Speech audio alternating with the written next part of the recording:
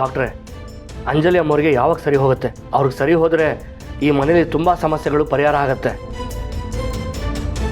ಅಂದಾಗೆ ನೀವು ದೀಪಕ್ ಅವರೇ, ನಿಮ್ಮ ವೈಫ್ ಬಗ್ಗೆ ನಿಮಗಿಂತ ಜಾಸ್ತಿ ಮುತ್ತು ಅವ್ರಿಗೆ ಕಾಳಜಿ ಜಾಸ್ತಿ ಅನಿಸುತ್ತೆ.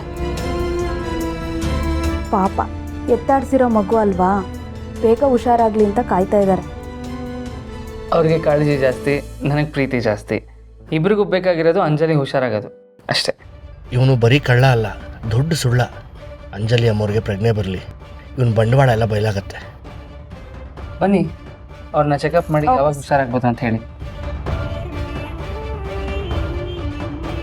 ಇವನು ನನ್ನ ಹಬ್ಬಕ್ಕಾಗಲ್ಲ. ಇವನು ಡಾಕ್ಟರ್ ಜೊತೆ ಡೀಲ್ ಮಾಡಿಕೊಂಡು ಅಂಜಲಿ ಅಮ್ಮವ್ರು ಹುಷಾರಾಗ್ದಿರೋ ಹಾಗೆ ಮಾಡಿಬಿಟ್ರೆ, ಇಲ್ಲ, ಯಾವುದಕ್ಕೂ ನಾನು ಇವ್ರ ಜೊತೆಲೇ ಇರಬೇಕು. ನನ್ನ ಜೀವ ಕೊಟ್ಟಾದರೂ ಸರಿ, ಅಂಜಲಿ ಅಮ್ಮವ್ರನ್ನ ಕಾಪಾಡ್ಕೋಬೇಕು.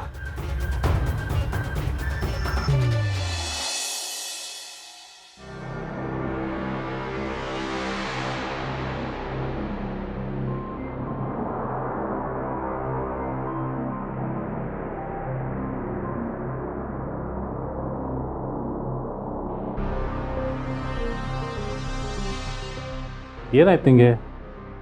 ಏನು ಯೋಚನೆ ಮಾಡ್ತಾ ಇದೆಯಾ? ಆ ದೀಪಕ್ ಬಗ್ಗೆ ಯೋಚನೆ ಮಾಡ್ತಿದ್ದೆ ನಾನು.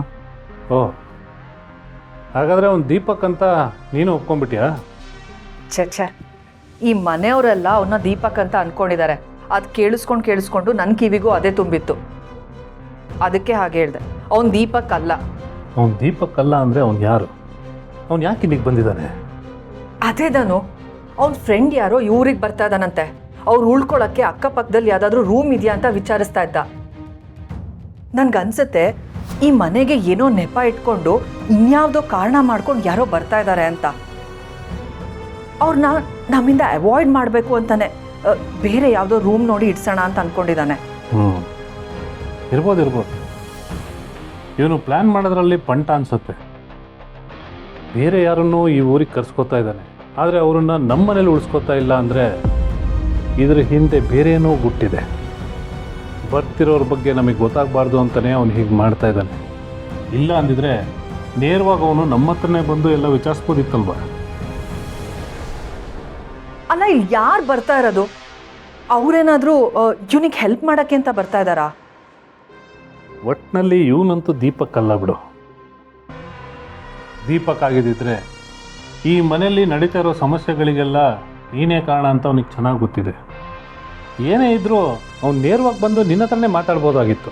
ಐ ನೋದನು, ಆದರೆ ಇವನು ಇಲ್ಲಿಗೆ ಯಾಕೆ ಬಂದಿದ್ದಾನೆ? ಇವಾಗ ಯಾರು ಬರ್ತಾ ಇದ್ದಾರೆ? ಇವಾಗ ಬರ್ತಿರೋನ್ಗೂ ಇವನಿಗೂ ಏನು ಸಂಬಂಧ? ಇಲ್ಲ ಅವ್ರಿಗೂ ಈ ಮನೆಗೂ ಏನಾದರೂ ಸಂಬಂಧ ಇದೆಯಾ?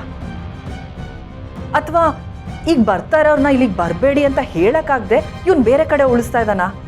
ಇದ್ರೂ ಇರಬಹುದು. ಬರ್ತಿರೋರು ಇವನ ಮಾತಿಗೆ ಬೆಲೆ ಕೊಡಲ್ಲ ಅನ್ಸುತ್ತೆ. ಹಾಗೆ ಇವನವರಿಗೆ ತುಂಬ ಬೆಲೆ ಕೊಡ್ತಾನೆ ಅನ್ಸುತ್ತೆ. ಅದಕ್ಕೆ ಬರ್ತಿರೋರಿಗೆ ಇಲ್ಲಿಗೆ ಬರಬೇಡಿ ಅಂತಲೂ ಹೇಳೋಕ್ಕಾಗದೆ, ನಮ್ಮ ಮನೇಲಿ ಉಳಿಸ್ಕೊಳ್ಳೋಕ್ಕೂ ಆಗದೆ ಅವ್ರನ್ನ ಬೇರೆ ಕಡೆ ಉಳಿಯೋ ವ್ಯವಸ್ಥೆ ಮಾಡಿದ್ದಾನೆ.